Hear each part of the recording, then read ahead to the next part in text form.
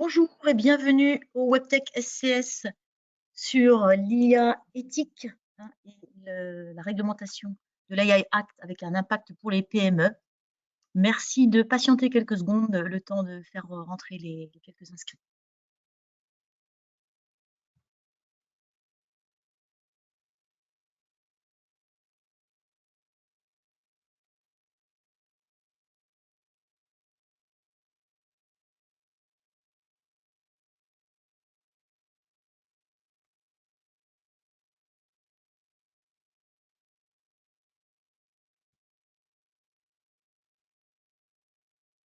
Bonjour et bienvenue au WebTech SCS sur l'intelligence artificielle aujourd'hui. Nous allons patienter une petite minute peut-être, le temps de faire rentrer les inscrits.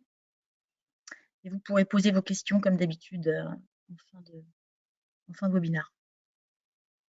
Voilà, j'en profite pour vous rappeler que ce webinaire donc, sera enregistré, disponible en replay dans quelques jours. Vous pouvez poser vos questions dans le module questions que vous devriez voir sur votre menu GoToWebinar et que les caméras et les micros sont fermés pour les participants. Mais vous pouvez communiquer avec nous, il n'y a pas de problème, notamment via le module questions.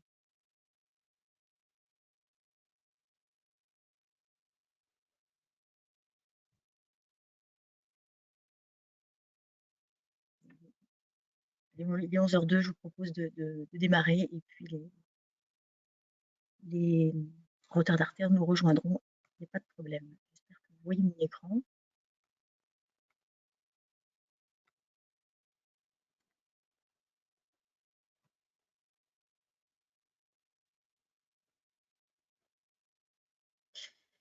Alors, petite donc introduction de nos intervenants que vous devriez voir, je pense, avec leur caméra. Et donc, on a la chance d'avoir deux experts aujourd'hui. Arnaud Iwalalen, donc CEO de Numalis, une entreprise membre SCS de longtemps maintenant, basée à Montpellier, si ma mémoire est bonne. Et puis, Sabri Chkiri, CTO de Euranova, nouveau chez SCS. On est ravis de vous accueillir, Sabri.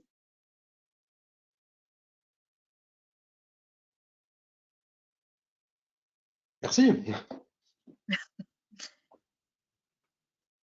Alors aujourd'hui, on va faire un petit zoom, un petit retour sur les actions et les animations autour de l'intelligence artificielle que l'on a fait dans ces dernières semaines, pour que vous ayez un petit état des lieux et aussi un accès sur ce sur quoi vous pourriez revenir ou consulter.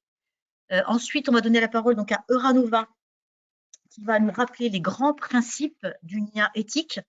D'ailleurs, quelle est la différence entre une IA éthique et une IA responsable?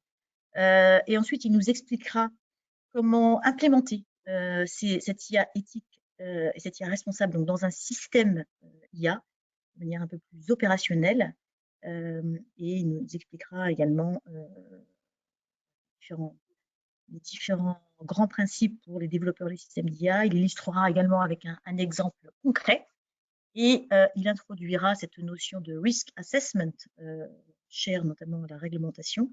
Et on passera la parole à Numalis, qui justement abordera de manière un peu plus détaillée le contexte général de la réglementation AI Act qui est en cours. Et puis, on abordera également les acteurs clés et on discutera également peut-être des points critiques ou des points qui nécessitent peut-être un éclairage. Et l'impact que ça pourra avoir sur les PME, peut-être que vous êtes justement pour cette mise en norme. Alors, je rappelle que nous sommes donc dans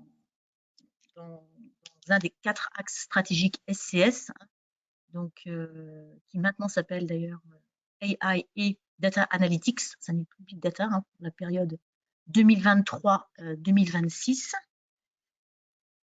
Un axe stratégique cher à SCS avec un écosystème d'une petite centaine d'acteurs. Un retour sur effectivement ce que l'on a fait et ce que l'on fait.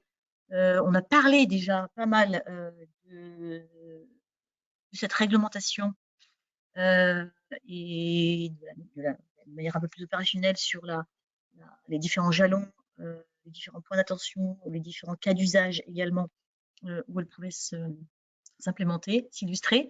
On en a parlé, alors là, je ne vais pas mentionner, mais déjà dans le groupe de travail, il y a, c'était le 28 septembre dernier, donc ça fait un petit moment, à la Maison de l'intelligence artificielle.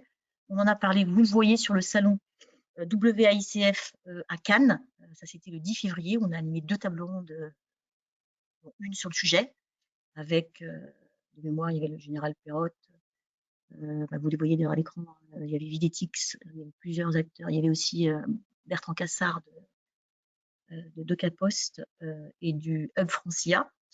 Et puis, on en a à nouveau parlé dans un événement présentiel organisé par le Cluster IA à la Maison d'intelligence artificielle et le soutien du pôle SCS le 28 mars dernier. Certains d'entre vous peut-être y ont participé.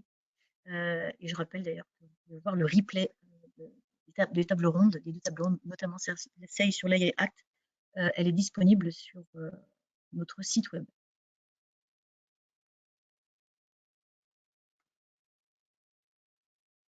Voilà, quelques aussi zoom sur les publications, les actions spécifiques qui pourraient vous intéresser. SCS travaille sur différentes publications, sur la chaîne de valeur. On positionne finement nos membres sur les différents blocs qui constituent le périmètre de l'intelligence artificielle. Quelques cartographies très fines également des laboratoires. Quelle équipe de recherche, quels chercheurs travaillent dans tel domaine, sur telle technologie, sur telle spécificité de l'intelligence artificielle dans la région sud. On a plusieurs équipes de recherche qui travaillent sur ce sujet, hein, ce soit des chercheurs ou des postdocs. Quelles sont les formations également, hein, formations initiales ou en continu, présentiel, distanciel, en français, en anglais, en région sud. Il y en a pléthore. C'est une bonne nouvelle hein, pour augmenter en compétences vos équipes, par exemple. Tous les trimestres, on publie une note de conjoncture tous les trimestres, donc, mais une fois par axe, donc une fois par an sur l'intelligence artificielle. Un observatoire sur les évolutions, les tendances, les grands acteurs, en interviewant quelques acteurs clés de notre écosystème. C'est pareil, c'est disponible sur notre site web. Vous pouvez y avoir accès, je peux vous envoyer le lien si vous le souhaitez. Et puis, on travaille là, justement sur une nouvelle feuille de route pour les 4 années à venir, hein, suite à la labellisation du pôle SCS comme les 53 autres pôles de compétitivité, si ma mémoire est bonne, lundi dernier, pour savoir voilà, quelles sont les grandes tendances, les évolutions, les verrous technologiques clés, les marchés spécifiques, les usages et les actions hein, que SCS pourrait mettre en place pour, encore une fois, booster la compétitivité de nos membres et notamment des PME et des startups et bien sûr améliorer l'innovation, c'est l'innovation, et améliorer la collaboration entre les chercheurs et les entreprises, qu'elles soient petites ou grandes. Et puis bien sûr, ça c'est la genèse des pôles de compétitivité. SCS accompagne les projets de R&D, les projets d'innovation en général, avec ses membres. On vous accompagne également sur différents salons. Et puis on fait des animations spécifiques comme celle d'aujourd'hui, hein, mais aussi en présentiel. Hein, vous le voyez, j'ai mis une petite photo, là, un petit visuel d'une réunion en présentiel que l'on avait organisée avec SCS le 2 février dernier à l'École de l'Air à Salon de Provence, et c'était sur l'intelligence artificielle pour le marché de la défense et de la sécurité, avec notamment un retour d'expérience des 9 challenges IA accompagnés par SCS et SAFE. Voilà. Maintenant, je vais laisser la parole à Sabri, qui va nous rappeler les grands principes éthiques IA. Alors, je passe présentateur.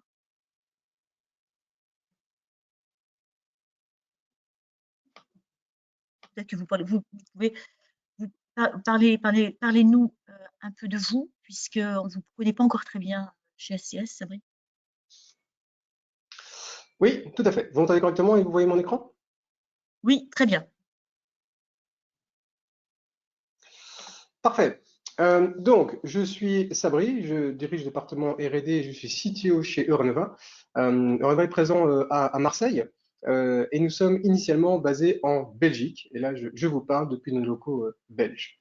Euronova est une société spécialisée dans la data, donc on est présent sur toute la chaîne de valeur de la donnée, depuis la stratégie à mettre en place pour pouvoir exploiter les données, jusqu'à partie data architecture, data gouvernance, également les principes de responsible AI et d'éthique, jusqu'à la partie data science. On a le plus gros de nos troupes sont aujourd'hui data scientists, avec toute la partie aussi ingénierie de la donnée et automatisation de mise en déploiement de ces modèles en production.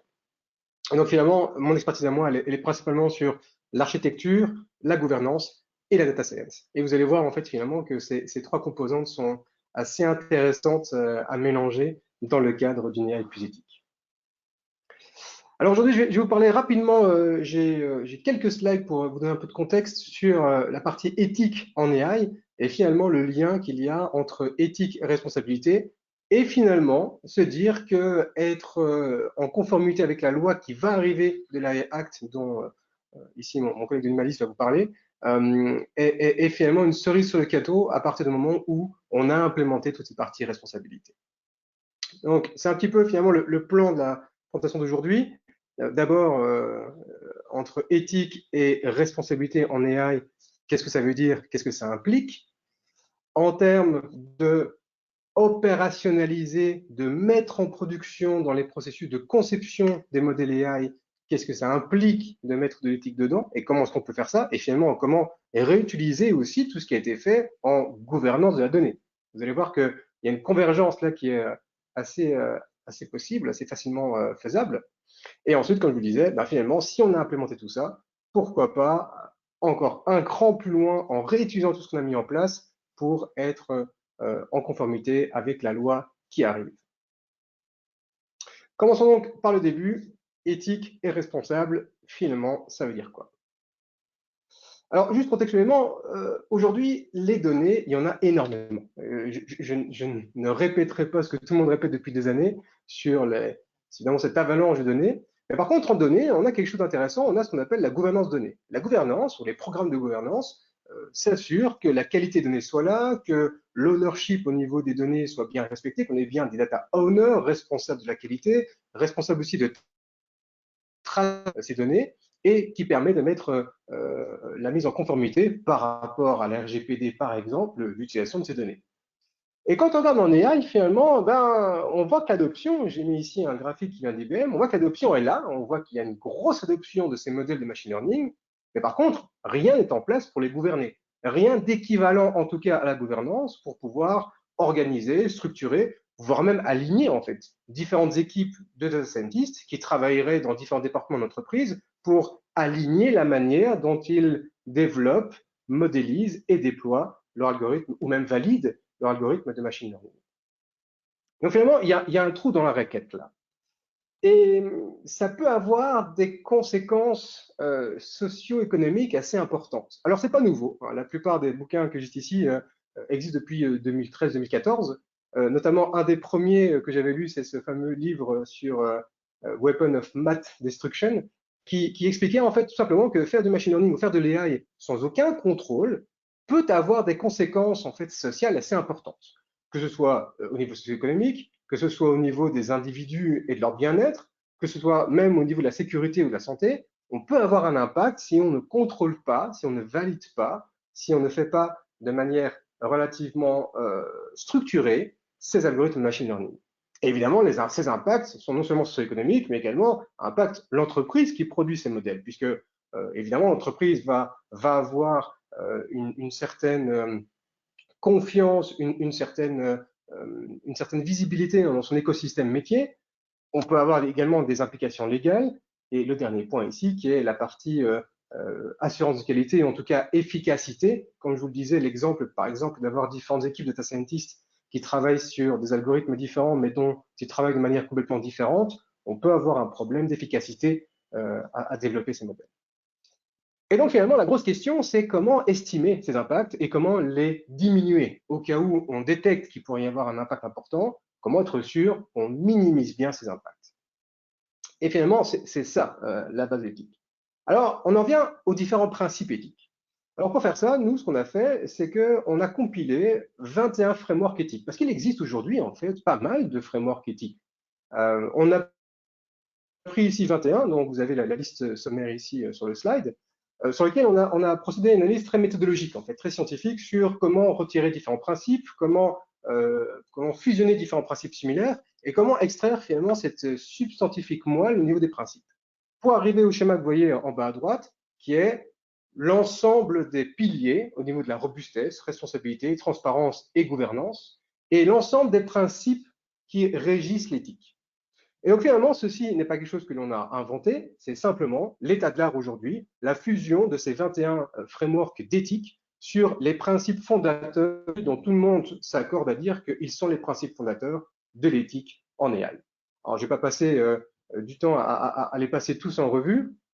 Je pourrais également, n'hésitez pas à me contacter par la suite si vous voulez avoir plus d'informations sur quelques principes de base, mais en tout cas, il représente la manière dont on peut contrôler si, par exemple, les données ne souffrent d'aucun biais, si la validation au niveau des résultats a été faite de manière correcte, si les données que l'on a utilisées pour entraîner le modèle couvrent bien toute la réalité physique. Hein. Imaginez par exemple que je fasse un algorithme de reconnaissance d'image pour des visages et que j'ai uniquement des caucasiens de 40 à 45 ans sans cheveux.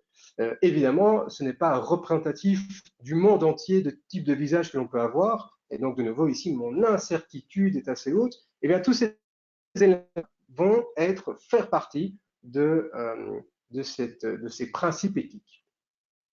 Alors, une fois qu'on a ça, qu'est-ce qu'on peut faire? Eh bien, on peut définir une charte d'éthique. On peut définir, OK, voici la charte d'éthique. Alors, c'est écrit en tout petit, désolé, mais en tout cas, on peut émettre des principes éthiques en disant, nous allons implémenter ces principes éthiques lorsque l'on fait de l'AI. Ça permet de promouvoir ces principes éthiques, ça permet de créer aussi une certaine attention, en fait, hein, de créer une prise de conscience au niveau du fait qu'il faut mettre de l'éthique dans l'AI, et je pense que les dernières nouvelles ces dernières semaines avec ChatGPT nous montrent bien que mettre un petit peu d'éthique et de contrôle, finalement, ça pourrait faire du bien. Et ça permet évidemment d'augmenter la réputation de l'entreprise qui met au point cette charte éthique. Mais ça s'arrête là. Comment mettre ces principes en application dans une vraie pratique d'AI? Comment intégrer ces principes éthiques dans tous les processus de production de nos modèles AI? Eh bien ça, c'est ce qu'on appelle la responsabilité, en tout cas responsible AI. Et donc quand on parle de responsible AI, c'est bien la mise en application de tous ces concepts éthiques dans la conception, implémentation et mise en déploiement de ces modèles d'AI. Donc, on a l'éthique qui est finalement tout ce qu'il faut respecter pour pouvoir être éthique en AI, et la partie responsable qui est cette mise en production. Alors évidemment, la question que vous avez posée, c'est bien beau tout ça, mais comment puis-je mettre tout cela en production? Eh bien, quand on regarde finalement ce que ça implique de mettre en production, en tout cas d'appliquer ces principes éthiques à la production de modèles, eh bien, il y a trois grandes parties finalement. La première partie, c'est ce qu'on appelle le Trust by Design. C'est faire une sorte de mapping finalement entre tous ces concepts éthiques et les phases de conception, implémentation, validation, déploiement de l'algorithme. Comment est-ce qu'on peut finalement essayer de trouver des moyens de contrôler c'est tout en se référant à ces principes éthiques. C'est une première partie, et je vais revenir dessus juste après. À l'autre extrême du slide, c'est une gouvernance des modèles, parce que finalement, une fois qu'on a mis des contrôles en place, eh bien, il faut encore l'organisation pour les valider ou pour définir une stratégie de contrôle. Et donc là, c'est toute l'organisation à mettre en place que j'ai appelée ici la gouvernance AI, qui peut être d'ailleurs une extension des bodies de gouvernance que l'on trouve aujourd'hui déjà pour la donnée, typiquement en data governance. Et puis, entre les deux, c'est ce qu'on appelle du change management, hein, c'est faire comprendre aux personnes que c'est important, et donc il faut les former, il faut les accompagner, il faut créer de la prise de conscience, il faut aussi de temps en temps une sorte de changement culturel, toute la partie de changement à implémenter pour que dans les habitudes de design et d'implémentation de ces modèles, on ait bien sûr ces principes éthiques en tête. Alors pour la première partie, pour la partie ici Trust by Design, typiquement, ce qu'on a fait, nous, c'est de se dire, c'est quoi le processus habituel de création de modèles? Et là, on revient sur quelque chose qu'on appelle CRISP-DM aujourd'hui, hein, qui est une sorte de standard pour développer finalement des modèles de machine learning dans lequel on a des phases très, très classiques. Hein. On va d'abord comprendre la question business qui est adressée, la question métier, comprendre les données qui y sont associées, préparer ces données, modéliser finalement l'algorithme de machine learning, valider et déployer. Et donc, ce qu'on a fait, nous, c'est de reprendre tous ces principes éthiques est de se dire ben, à quel niveau, à quelle phase de développement des modèles ces principes interviennent. Et comment peut-on mettre en place finalement des checks ou des points de contrôle que l'on pourrait mettre en place pour pouvoir évaluer si ces principes éthiques sont bien réalisés ou pas. Bon, de nouveau, ici, on n'a pas le temps de rentrer en détail dans ces différents checks, mais par exemple, vous voyez qu'on peut avoir ici une évaluation du fait que les données soient bien équilibrées, même au niveau des variables faibles, qu'elles sont sans biais, que la robustesse ici est bien évaluée. Typiquement, je vous parlais d'incertitude au début du talk, cette incertitude ici doit être estimée. Enfin, on a toute une série finalement de checks, de validations à mettre en place tout au long du processus. Et derrière ça, on a également redéfini comment est-ce qu'on pouvait étendre les bodies de gouvernance pour contrôler ces checks. Parce qu'il ne suffit pas de les implémenter, il faut également, ces métriques et ces mesures, il faut également les valider.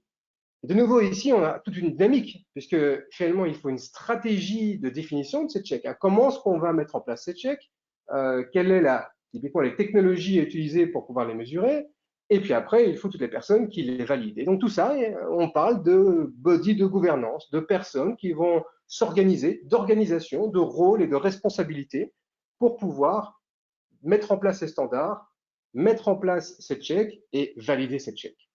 Et de nouveau, ça met en place également, ça définit de nouveaux rôles côté équipe de développement des modèles, qui ont eux aussi des rôles, des responsabilités. Et justement ici, on parle typiquement du AI owner, c'est la personne qui sera accountable, hein, qui sera responsable limite légalement de la mise en conformité du modèle si c'est nécessaire.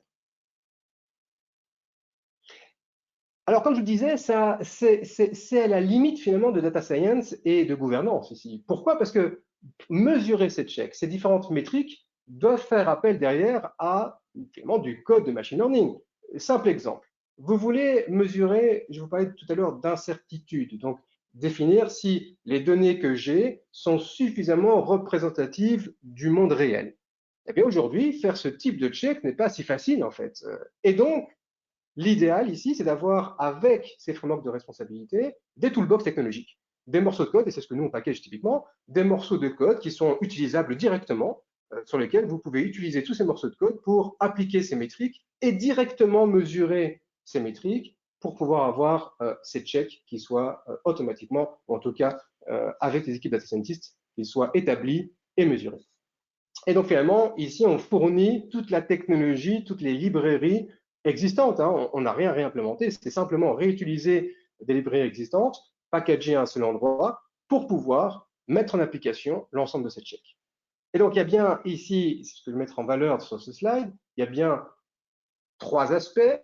L'aspect check et contrôle tout au long du process de production du modèle.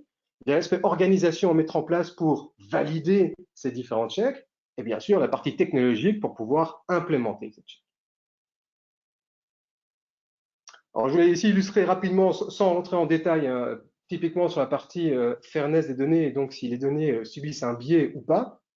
Eh bien, typiquement ici, on a deux endroits dans lesquels on peut tester si les données sont biaisées, au moment de la collection des données et au moment de l'évaluation du modèle, hein, sans rentrer dans les détails. Et donc, ce qu'on peut faire, c'est lister les meilleures pratiques du marché, de voir quelles sont les métriques qu'il serait judicieux de pouvoir mesurer et de fournir les outils, tels que des outils open source comme celui-ci fourni par Microsoft, pour pouvoir mesurer, par exemple, ces biais. Alors là, typiquement, sur l'image, vous voyez que sur ce modèle-là, qui est un modèle de scoring pour du crédit, vous voyez ici que si on prend les hommes et les femmes, cette catégorie des femmes, ici, le modèle a des résultats qui est relativement différent que pour celui des hommes parce qu'il y a une sorte de sous-représentation.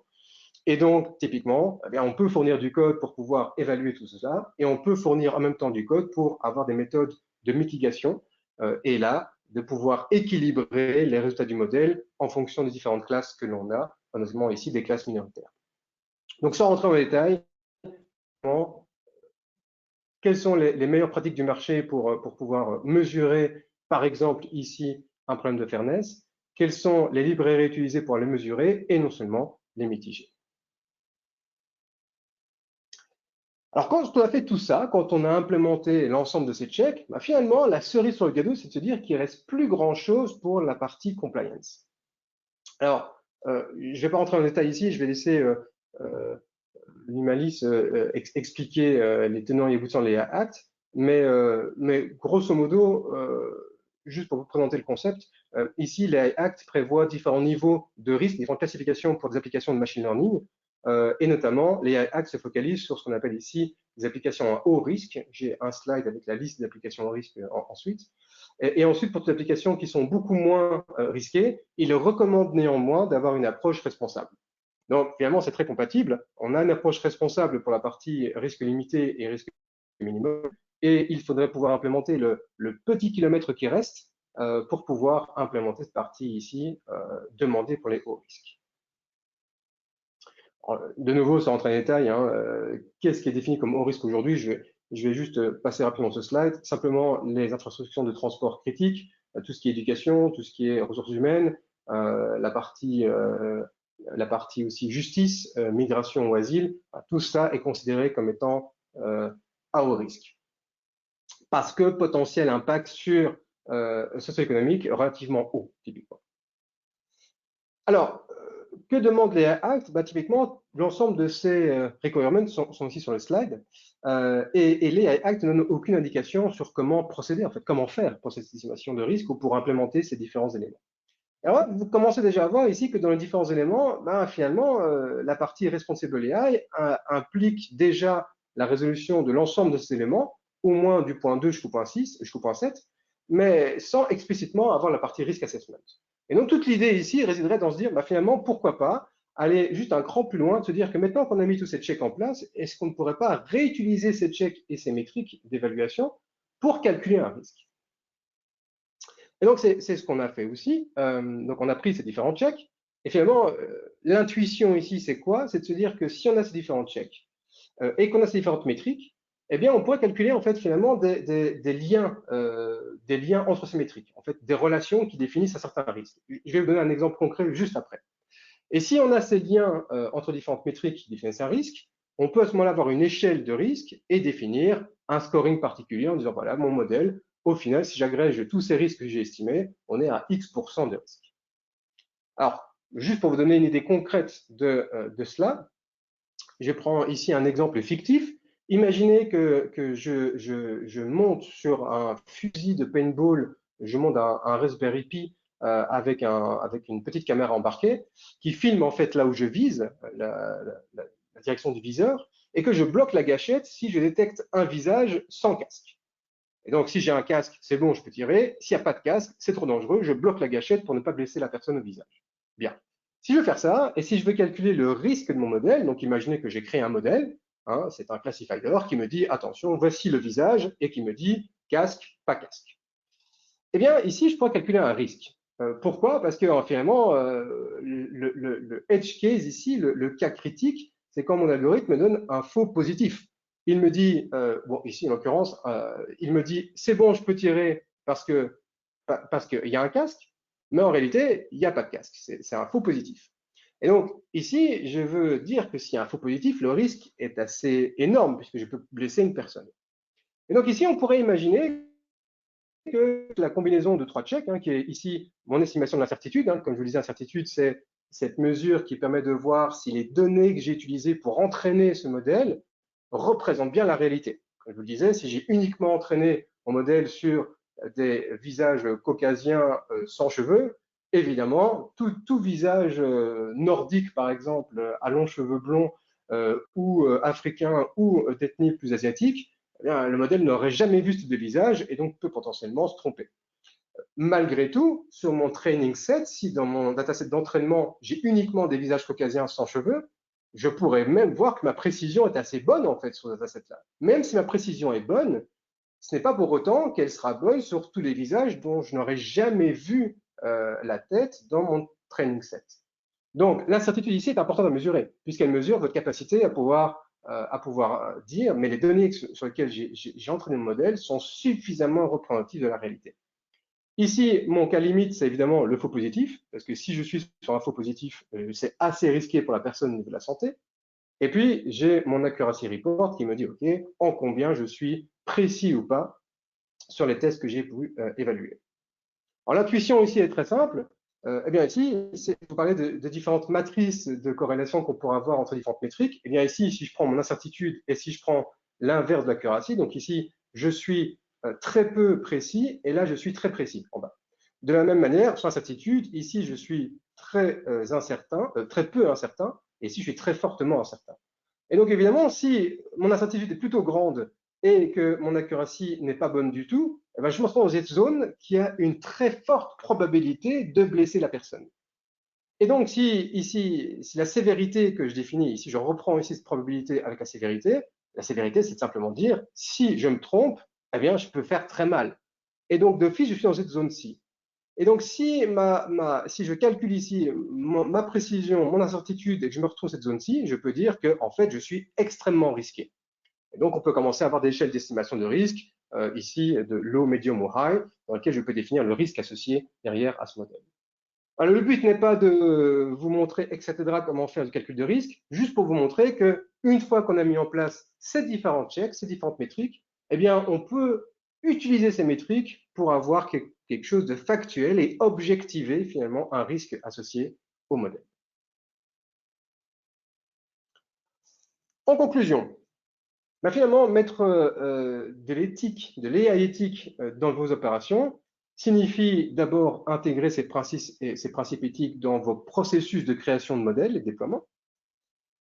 Étendre idéalement vos bodies de gouvernance, si ce n'est pas fait, mettre en place des bodies extrêmement simplistes de gouvernance pour pouvoir définir les rôles, les responsabilités et qui va valider finalement, qui va prendre la responsabilité de la validation de ces modèles.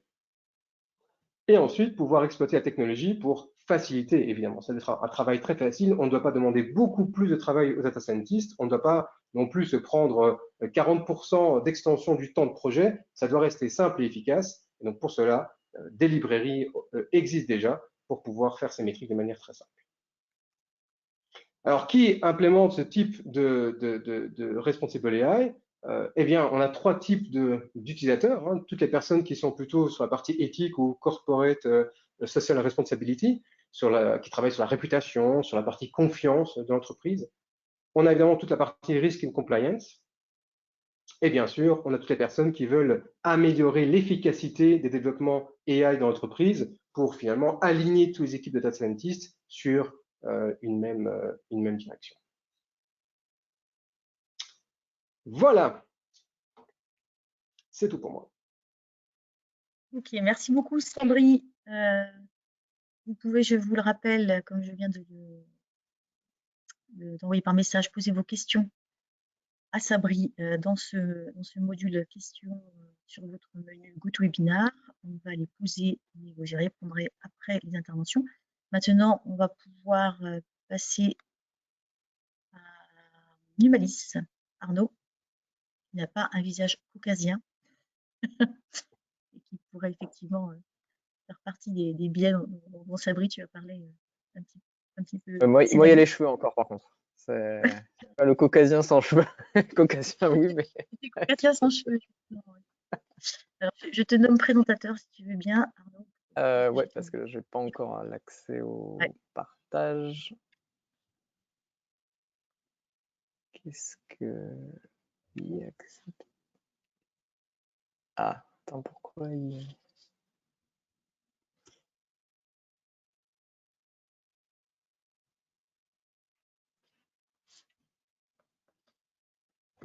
Et Euranova, en attendant, vous avez tout type de clients. Vous mettez en place justement toutes ces stratégies de gouvernance de données, de nouvelles organisations, tous ces rapports Tout à fait. On a des petits on a des clients dans le service.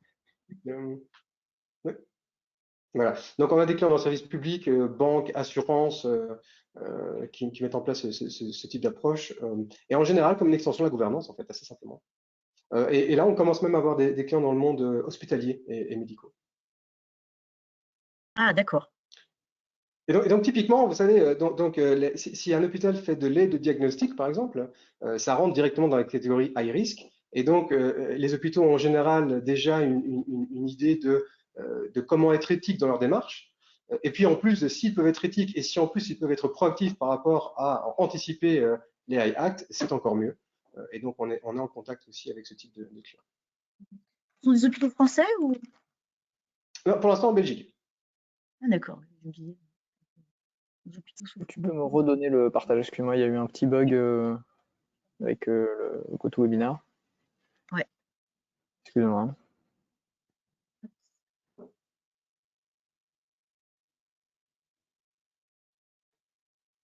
Voilà, en tout cas, j'ai beaucoup de compliments, Sabri, pour votre présentation. Donc, merci encore.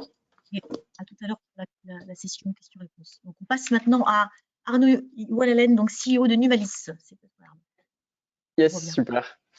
Merci pour l'introduction. Merci aussi Sabri pour la présentation très claire et il va y avoir des liens évidemment entre les deux. Hein. C'est marrant, il y a certains use cases que je ne pensais pas que tu allais présenter, mais en fait on va utiliser un peu les mêmes analogies, donc c'est bien, il y a un continuum parfait entre nos deux présentations. Donc moi je suis le PDG de Numalis, donc nous on travaille sur les questions de fiabilité des IA, donc dans la caisse à outils qu'expliquait Sabri juste avant, nous on développe des outils tout simplement, et on se spécialise sur les questions de robustesse. Mais ce que je vais vous parler aujourd'hui, c'est surtout du rôle qu'on a actuellement dans la standardisation, puisque comme l'a tout à fait noté Sabri, l'AI Act, donc le règlement européen sur l'AI, il vous dit des objectifs, mais il ne vous dit pas comment les atteindre. Et pour les atteindre, il a mandaté justement des équipes de standardisation pour équiper un petit peu la démarche, quoi. Et donc c'est sur ça que j'aimerais pouvoir vous donner quelques intuitions pour que vous puissiez au mieux vous préparer aussi à ce qui est en train d'évoluer dans le moment, quoi. Alors, vous retrouvez ici effectivement la pyramide, alors elle n'est pas en 3D celle-là comme tout à l'heure, mais c'est la même, la pyramide des risques d'AI Act, avec effectivement 4 niveaux, des choses qui sont en haut totalement interdites. Voilà, ça c'est écrit, vous n'avez pas le droit de faire du crédit social à la chinoise, de la biométrie de masse, des choses comme ça. En bas, des choses qui sont complètement permises, mettre de l'IA dans des jeux vidéo, pas de problème, vous faites ce que vous voulez, personne ne vous posera de questions. Un niveau un peu intermédiaire, des risques limités, et là, on retrouve une obligation qui dit vous devez en fait expliquer que vous êtes en train de mettre à disposition quelque chose qui est une IA. Donc, par exemple, vous avez un chatbot, vous parlez à un chatbot, vous devez dire que c'est un chatbot. Vous ne pouvez pas faire passer des chatbots pour des humains. Vous devez avoir une obligation de transparence. Donc, c'est assez limité, ce n'est pas la catégorie la plus intéressante. La catégorie la plus intéressante, c'est effectivement la catégorie des systèmes à haut risque, qui est celle dont parle principalement les AI Act, et sur laquelle l'AI Act présente tout un tas d'exigences, pointe vers des normes et va demander des assessments de conformité, effectivement, pour permettre la mise sur le marché de ces systèmes-là. Et les systèmes à risque, concrètement, si vous regardez le texte, alors je ne vous le conseille pas parce que c'est du droit, ça fait mal au cerveau, mais globalement, c'est ce qui peut impacter les libertés fondamentales d'un citoyen européen. Alors, là-dedans, vous retrouvez évidemment les libertés classiques, le droit à la vie et tout ça, donc tous les systèmes qui peuvent vous blesser, vous tuer, voilà, bon, ça évidemment c'est à haut risque, ça je pense que tout le monde s'en doutait. Donc les voitures, les avions, les trains, les centrales nucléaires, tout ça c'est à haut risque, c'est évident. Mais il y a des libertés fondamentales comme le droit au travail qui font aussi partie du coup du scope, puisque discriminer à l'embauche, c'est du coup violer les libertés fondamentales du droit au travail. Et donc, du coup, c'est un système à haut risque. Donc, ce sont des débats qui sont actuellement en train d'être débattus encore au niveau de la Commission européenne, mais les AI Act ratissent quand même assez large comparé à une vision des systèmes à haut risque qu'on pourrait avoir assez classique, qui viendrait du monde voilà, des systèmes embarqués, avions, etc.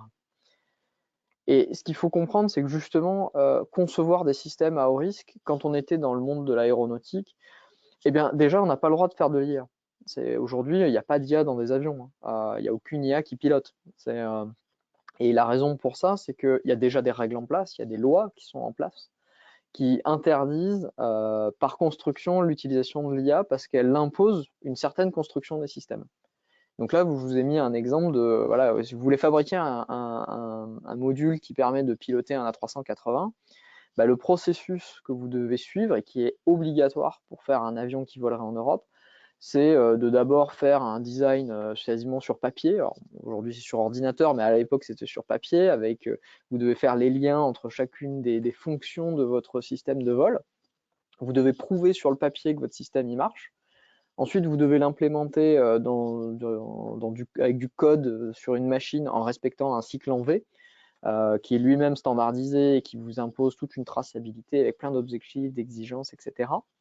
Et ensuite, vous devez l'intégrer dans votre hardware, pareil, avec tout un tas d'exigences. Et une fois que vous avez fini ça, vous pouvez mettre votre hardware dans l'avion, faire décoller votre avion, et vous avez un tampon d'un organisme de certification. Donc en Europe, c'est l'EASA, FAA aux États-Unis, ce genre de choses, qui vous dit c'est bon, vous avez le droit d'utiliser ce système. Bah, dans l'IA, typiquement, vous ne pouvez pas faire ça parce que le cycle en V, bah, il n'existe pas, ça ne marche pas. Vous ne pouvez pas faire un cycle en V sur de la conception IA, ou alors il faut vraiment tordre le V beaucoup. Et donc du coup, vous avez de manière par construction pas le droit du coup d'utiliser de l'IA.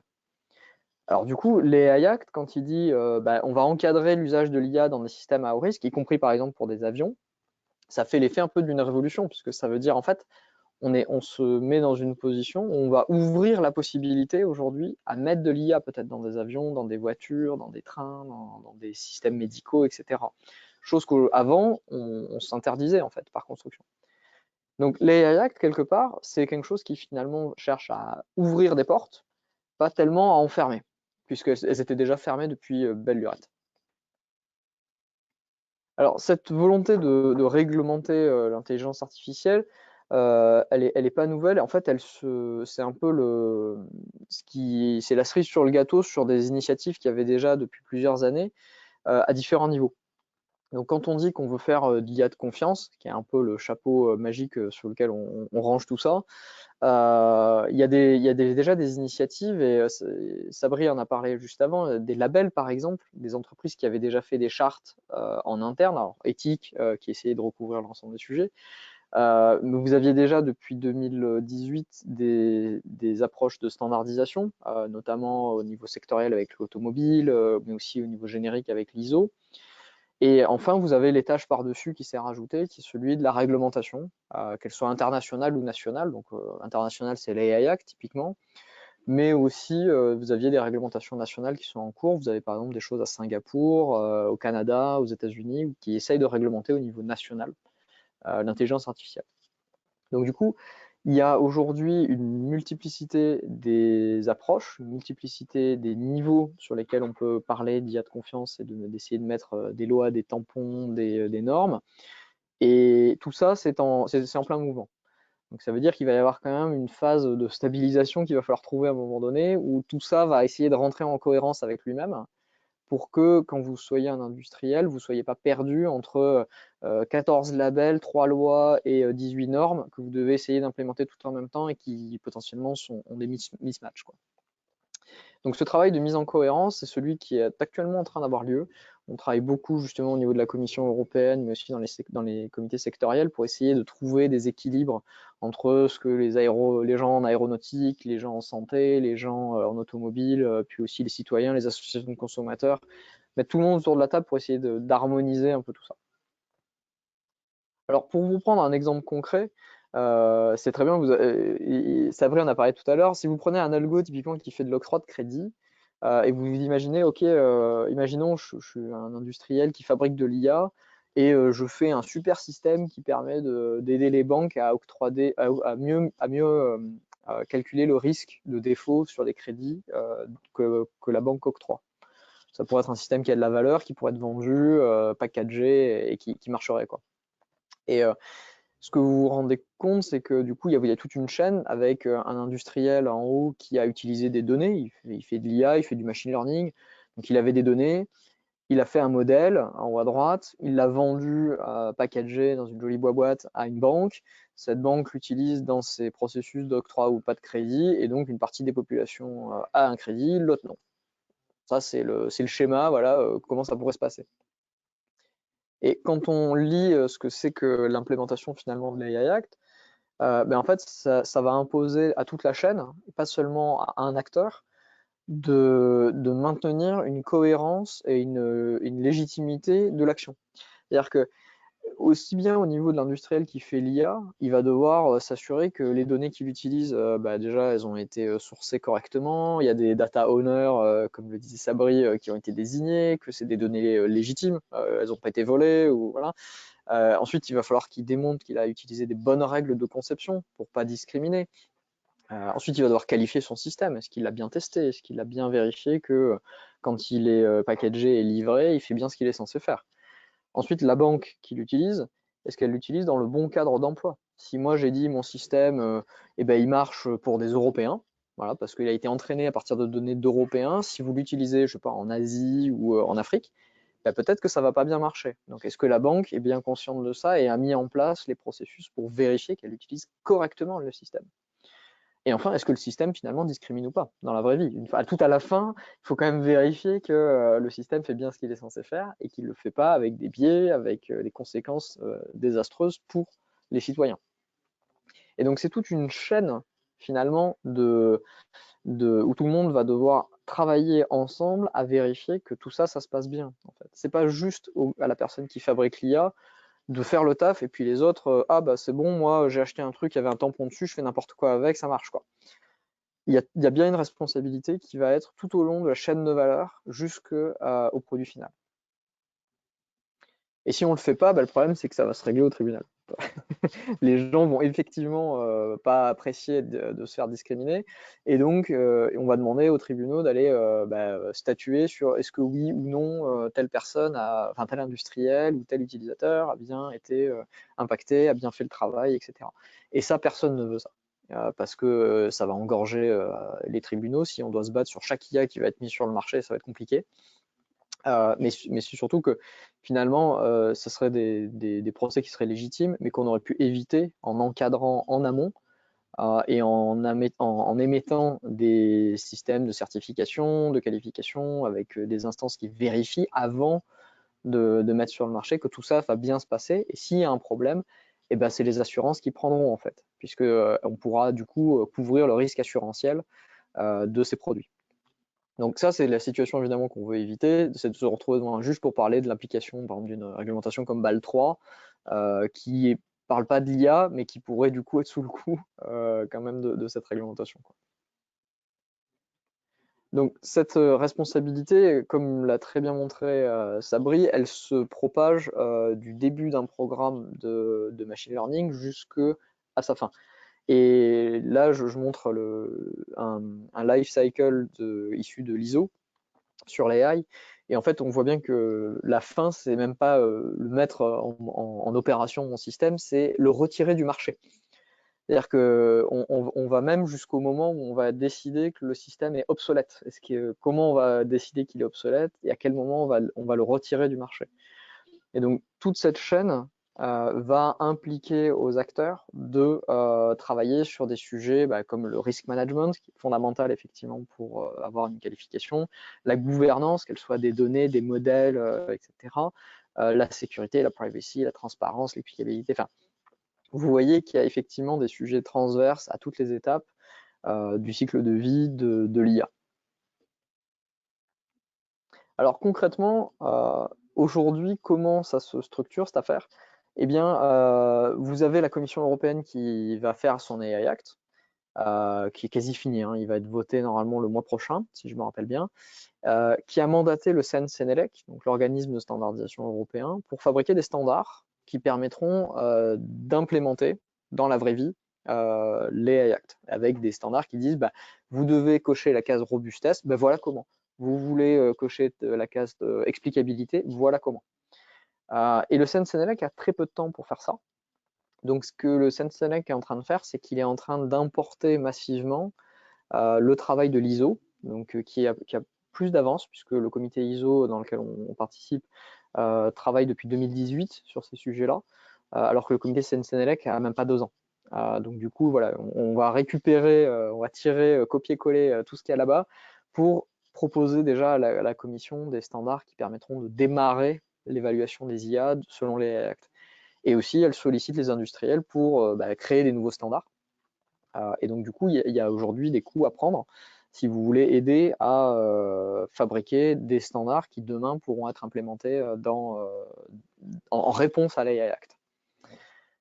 Alors, je ne vais pas vous faire l'affront de vous montrer tous les standards qui existent, je vais juste essayer de brosser très très rapidement le paysage parce que je vois que l'heure tourne.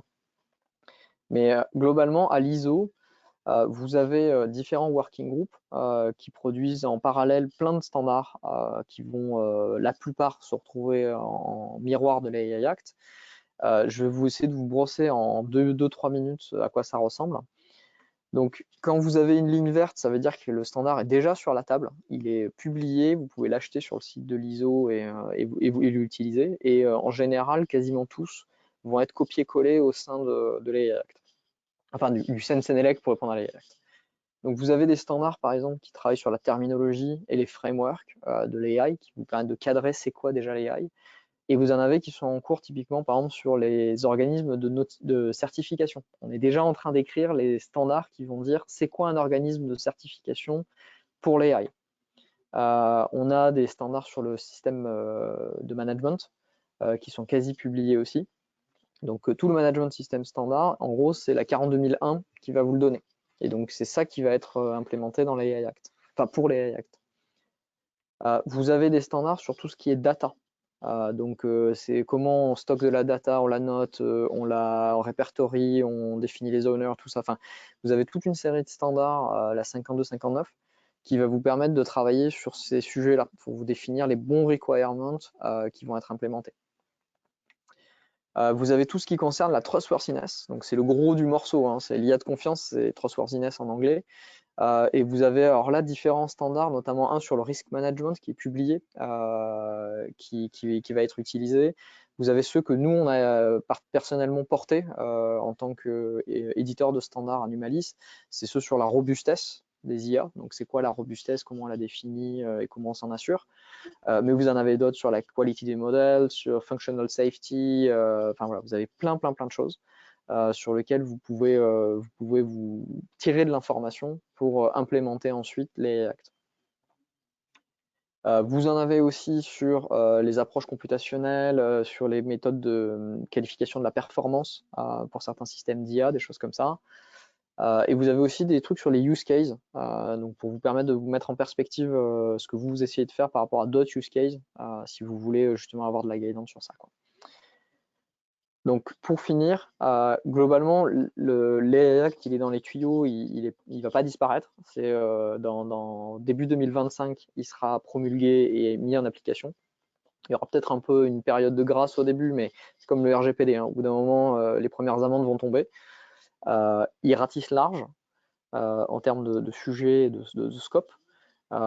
Il va s'implémenter avec des standards, donc je vous invite à aller regarder de près les standards pour savoir un peu à quelle sauce vous allez pouvoir l'implémenter. Les standards, ils viennent de l'ISO, la majeure partie. Il y en aura une partie qui viendront du CEN, sur lesquels on peut encore agir. Et donc si vous avez envie de vous impliquer, vous pouvez. Et toute cette démarche-là va pour aller vers de la certification, qui ne sera pas là tout de suite. Il faudra encore peut-être 3-4 ans, mais globalement, c'est là où on va. Donc, faire des systèmes à haut risque, demain, ça voudra dire faire certifier des systèmes pour des usages à haut risque. Et donc, prendre aujourd'hui le pli de se positionner en disant « je suis capable à terme de pouvoir me faire certifier », c'est conserver son accès au marché, en fait, pour 2026, 2027, 2028, etc. Donc, je vous invite, voilà, si vous êtes concerné par les systèmes à haut risque, ce qui est peut-être le cas, si vous fabriquez des IA dans des systèmes embarqués qui touchent le domaine de la justice, le domaine de la démocratie, la santé, enfin, tous ces systèmes-là, vous êtes probablement concerné. Et donc, je vous invite à garder un œil dessus pour éviter de vous faire surprendre janvier 2025 avec d'un coup des gens qui viendront vous dire il faut vous mettre en conformité tout de suite. Sinon, vous allez vous risquer de prendre des problèmes. Voilà, j'espère que je suis encore dans le timing, Fabienne, et pour qu'on puisse prendre quelques questions. Tout va bien. On va passer aux questions. Elles sont très nombreuses. Merci beaucoup, Arnaud. On a compris qu'en tout cas pour les concepteurs de systèmes IA qui nous écoutent, il faut s'y attacher maintenant pour se mettre en conformité avant l'application de la loi. On a bien compris. Alors, peut-être que Sabri, vous pouvez allumer votre caméra, car les questions sont nombreuses pour tous les deux. Alors, je ne sais pas si Sabri, vous êtes là? Oui, je suis là. Oui, sa caméra est allumée, je le vois. Très bien, merci. Alors, concernant une première question concernant l'étude du risque et l'aspect quantitatif et qualitatif Alors, elle est très longue la question, je vais essayer d'être claire. Comment accorder l'analyse quantitative du risque, telle que vous la définissez, avec la définition qualitative du risque, telle que la définit l'AI Act, justement. C'est-à-dire en fonction du niveau d'influence, d'impact des modèles et des systèmes IA sur l'assistance à la décision ou sur l'humain.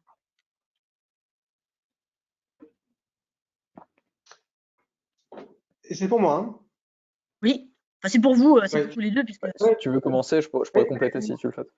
voilà, c'est ça. Ouais, donc en fait, et c'est pour ça qu'on sépare bien, finalement, on a trois mesures, hein. Donc on sépare bien la probabilité d'avoir un risque, un haut risque de pouvoir blesser quelqu'un, typiquement sur l'exemple que je donnais.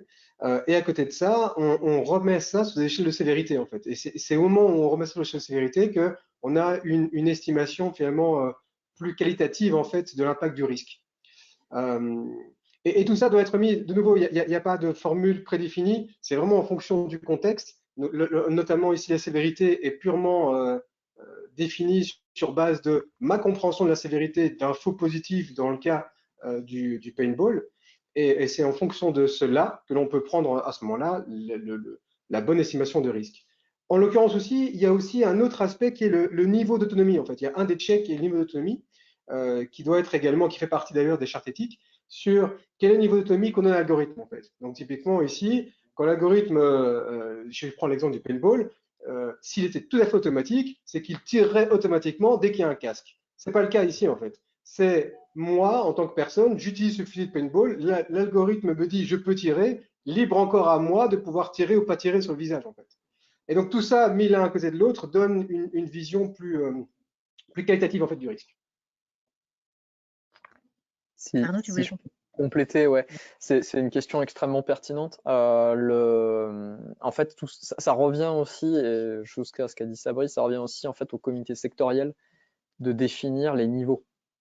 C'est-à-dire que les Act, ils vous parlent de risk management, les standards ISO, ils vous parlent de risk management mais de manière générique. C'est valable pour tout le monde, c'est horizontal. Évidemment que le risk management d'un système, je sais pas moi, d'aéronautique ne va pas être le même que celui d'un système de santé. Et nous, ce qu'on a toujours défendu à l'ISO, c'est que en fait, on amène une table de mixage qui est uniforme pour tous les secteurs, avec des curseurs qu'on peut régler. Voilà. Le réglage des curseurs, par contre, il est à charge des comités sectoriels qui vont eux-mêmes décliner des standards sectoriels. Donc, ils vont reprendre, par exemple, la 42001 de l'ISO avec l'AI Act de l'autre côté, et ils vont dire, bah, nous, dans notre secteur ferroviaire, eh bien, on va implémenter la 42001 ferroviaire avec la table de mixage qu'on nous a prescrit, mais on va régler les curseurs. Donc, on va dire que ce truc-là, il doit être ici, celui-là, là. Et donc, on va pouvoir, du coup, par secteur, avoir des niveaux d'exigence concrets, mais qui seront uniformes dans leur présentation à travers les secteurs. D'accord, merci. Alors, une autre question peut s'adresser à vous deux, mais qui s'adressait à l'origine effectivement à Ranova. Les PME qui utilisent de l'IA, mais qui ne sont pas des pure players, hein, qui ne sont pas expertes, et en général les PME, voilà, n'ont pas aujourd'hui en tout cas de data scientist ou de data analyst. Donc, comment mettre en place la méthodologie que vous avez présentée, comment mettre ça en œuvre, en pratique? Est-ce que c'est pas très lourd? Et est-ce que c'est faisable? Donc oui, donc il y a plusieurs figures, hein. Évidemment, il y a la simple PME qui ne fait rien, qui est juste utilisatrice du modèle. Et malgré tout, en fait, elle doit pouvoir avoir une vue justement sur l'utilisation. Et juste pour répondre à la question, juste en donnant un exemple d'ailleurs. Je ne sais pas si vous avez entendu parler de cet exemple de Copilot. Copilot, vous savez que dans le monde du code, on a GitHub, hein, qui est ce fameux repository de code dans lequel les gens peuvent publier du code open source. Et OpenAI avait créé cet algorithme qui permet de faire un peu comme dans vos emails aujourd'hui, hein. Vous écrivez le début de la phrase et Google ou votre éditeur de texte vous complète la fin de la phrase. Eh bien, Copilot faisait ça avec du code. On commençait à taper le début du code et Copilot vous recommandait la suite du code. Et quelqu'un s'est rendu compte que le code qui était recommandé par copilote, donc qui était sorti par l'algorithme de prédiction, faisait en fait référence, enfin, utilisait des morceaux de blocs de code qui étaient de projets existants, mais sans jamais les référencer et sans jamais référencer la licence d'exploitation de ce code. Et donc, la question de la responsabilité s'est posée, en fait, qui est responsable? Est-ce que c'est la personne qui a entraîné le modèle? Est-ce que c'est GitHub qui met à disposition, en fait, ce modèle? Ou est-ce que c'est la personne, le développeur, qui utilise ce modèle? Et donc, et là, on est bien dans, finalement, les trois sont un petit peu impliqués, et là, on est bien dans une PME qui utilise un modèle entraîné par quelqu'un d'autre, mais qui utilise en disant, moi, c'est une black box, c'est pas moi qui l'ai entraîné, donc c'est pas à moi de voir les résultats. Sauf que c'est elle qui l'utilise, et c'est elle qui l'utilise pour un besoin métier particulier, et donc elle est soumise a priori et donc même si c'est lourd quelque part, soit elle doit pouvoir l'exiger en fait du fournisseur de modèle en disant voilà je vais l'utiliser, mais si vous ne me donnez pas les garanties qui sont derrière, qu'elles sont compliant avec l'AI Act ou avec une certaine AI responsable, je ne vais pas l'utiliser. Et si par contre il n'y a pas ces éléments et que je suis prêt moi à investir pour pouvoir identifier ces éléments pour être moi d'un point de vue légal complètement en conformité, alors je vais devoir le faire. Mais donc ça reste toujours un choix de est-ce que je le fais ou pas et quel investissement que je vais concentrer. Et merci. Une autre question à tous les deux, mais qui concerne aussi les actes. Donc les domaines militaires, défense et interétatiques sont écartés par ce texte, par les actes. Oui. Quelle est votre position à tous les deux en tant qu'entreprise qui fait la promotion de l'IA et qui travaille sur l'implémentation de cette AI Act vis-à-vis des entreprises ou des clients qui vont travailler sur des projets IA dans l'entre-deux, ou alors en bordure des domaines ou militaires ou défense? Alors, sur ce sujet-là, je pense que je peux intervenir effectivement. Donc, les entreprises, donc, ce que vous qualifiez là, ce sont les entreprises duales, celles qui font des activités à la fois civiles et militaires. Alors, effectivement, le AI Act exclut du champ de son application toutes les applications militaires. Ça a été d'ailleurs, je crois, beaucoup la France qui avait poussé ça. Pour des raisons assez simples, c'est qu'il y a pas mal d'articles qui sont absolument inapplicables dans le domaine militaire, en fait. Enfin, qui feraient en sorte qu'on interdirait tout simplement toute utilisation de l'IA dans le domaine militaire parce qu'il y a des choses qui sont impossibles à implémenter dans le domaine militaire. Enfin, impossibles dans les requirements de l'AI Act pour le domaine militaire. Pour autant, et c'est là où je pense qu'il faut être très attentif, les militaires ne sont pas du tout en train de se dire ah bah du coup YOLO, on fait ce qu'on veut quoi. C'est absolument pas le cas.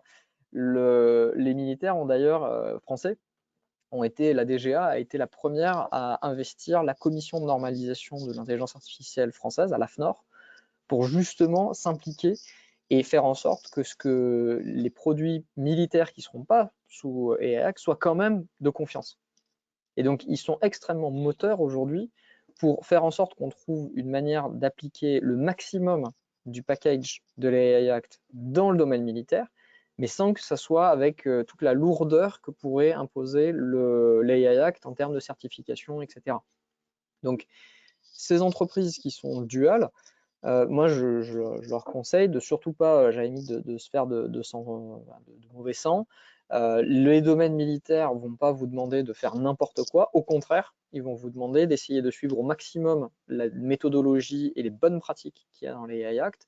Et la preuve en est, c'est que typiquement en France, le président de la commission de normalisation AFNOR, c'est un ancien général. Il est à la retraite, mais c'est un ancien de la DGA. Et il représente aujourd'hui les intérêts industriels et français, mais c'est pas un hasard, si vous voulez, que ça soit lui qui soit le président de la commission de normalisation. Et merci. Sabri, vous vouliez compléter? Non, pas du tout. Enfin, je pense qu'au niveau français, je pense qu'Arnaud est bien plus au courant que moi. On a des clients dans le secteur militaire qui fait du militaire et en même temps de la défense civile. Et donc effectivement, je pense que aujourd'hui, ces gens sont très au courant de ce qui existe et veulent extrêmement bien faire et donc sont plutôt bienveillants dans la manière dont on gère ces projets. Un point d'ailleurs, j'ai oublié, c'est les premiers à avoir quasiment fait des chartes éthiques il y a très longtemps, c'était par exemple le DoD américain, le département de la défense, qui a d'ailleurs, avant même qu'il y ait la moindre réglementation, commencé à émettre des règles pour les achats concernant du matériel militaire qui embarquerait de l'IA. Enfin, C'est pour vous dire que certes, c'est un domaine qui est exclu du champ de cette réglementation, mais qui de lui-même a été très très moteur pour s'auto-réglementer très tôt, et pour des raisons qui sont assez claires, c'est que IA plus militaire dans l'esprit des gens, ça fait extrêmement peur, mais même pour eux aussi, ils se disent il faut faire ça clairement et proprement. Et donc du coup, ils sont très moteurs pour être à la pointe de l'IA de confiance sur ces sujets.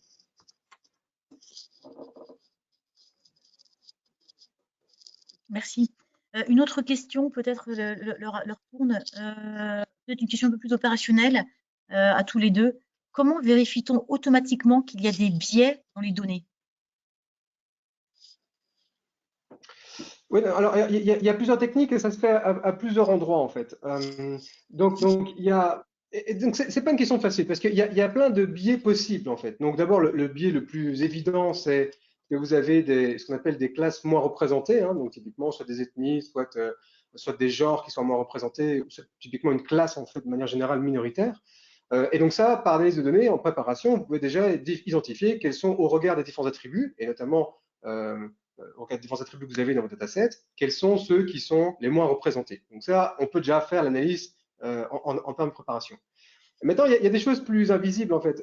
J'avais bien aimé, j'avais vu un exemple du MIT en fait dans un talk qui expliquait que si vous entraînez un algorithme qui fait de l'analyse d'images et vous lui montrez des images de pastèques, et si vous les labellisez, donc même le label, l'étiquette que vous mettez sur vos images, et que vous dites ça, c'est une pastèque en lui montrant que des pastèques rouges avec des pépins, eh bien le jour où vous avez des variétés extrêmement rares de pastèques jaunes, il ne va jamais les reconnaître comme étant pastèques parce qu'elles ont été mal étiquetées. Et donc, au niveau de l'étiquetage, en fait, il y a tout un processus à pouvoir mettre en place pour être sûr et certain qu'on n'implique pas de biais au moment de l'étiquetage, en fait.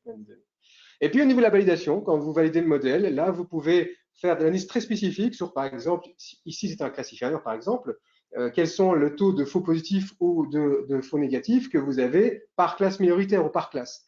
Et en faisant ce histogramme, par exemple, vous allez directement voir que vos résultats ne sont pas lissés, en fait, et c'est normal. Vous êtes beaucoup moins performant sur les classes minoritaires. Et donc voilà, donc il y a toute une série en fait de méthodes, de méthodologies pour évaluer la fairness et les biais au niveau des données. Merci beaucoup. Une dernière question peut-être.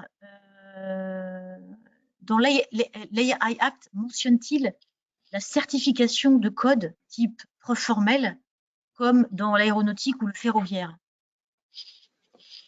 C'est encore en train de bouger ça. En fait, ils ont été un peu, ils ont pas été très bons sur le wording des fois. En fait, c'est surtout dans le niveau de la standardisation que ça va se retrouver cette exigence-là. Effectivement, dans la standardisation, les preuves formelles vont être évoquées.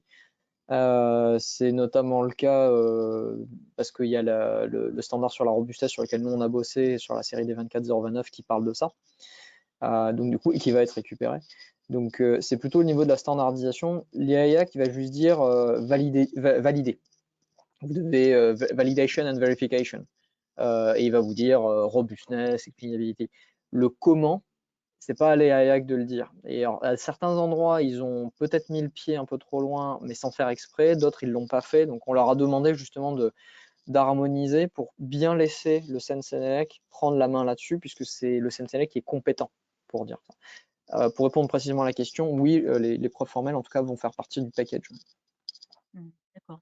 Et une petite dernière question pour la route, allez, même s'il est vraiment tard.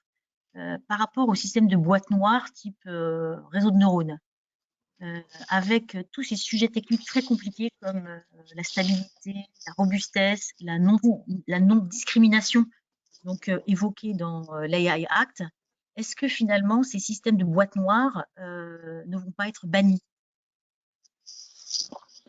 Oui, tout à fait. Et donc il y a différents systèmes qui arrivent en fait finalement. Quand on parle et c'est la différence entre interprétabilité et explicabilité.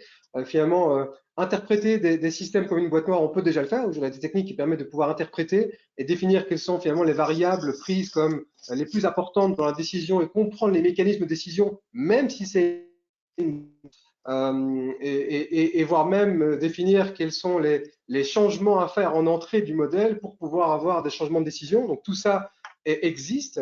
Et on a un nouveau système, et notamment de réseaux de neurones, qu'ils sont par nature explicables. En fait.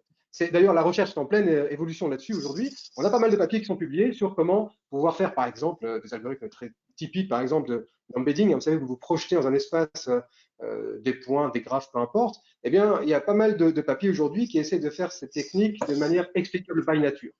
Donc voilà, c'est en train d'arriver aussi. Donc les deux existent, on peut interpréter. Et aujourd'hui, la nouvelle génération d'algorithmes devient de plus en plus, en tout cas, avec ce besoin d'explicabilité.